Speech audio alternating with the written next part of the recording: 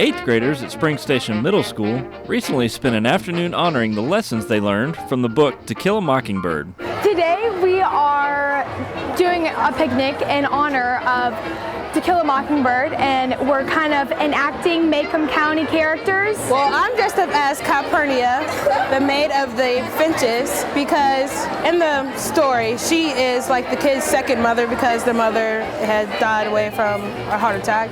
So she's very inspiring to me. Well, this was a good way to engage them in the story, knowing that at the end this is kind of their reward for finishing the project, and they had to also do writing projects to go along with it.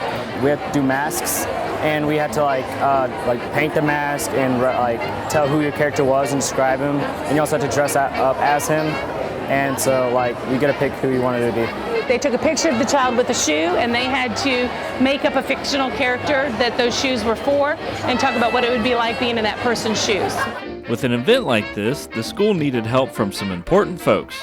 Well, these things just don't come, they don't happen on their own, so it takes a lot of involvement, takes preparation, getting, in advance and getting it right so it's easy for the kids. And it's just going over a time in our history. And Mr. Wade came and spoke about how segregation and things were real right here in Nashville.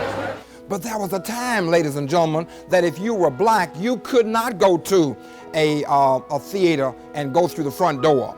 Now this is where that To Kill a Mockingbird will come in. I thought he was a very good speaker. He gave a lot of detail about the segregation and how harsh it was back in his time, and he was very touching and gave good detail about what happened, and he was good.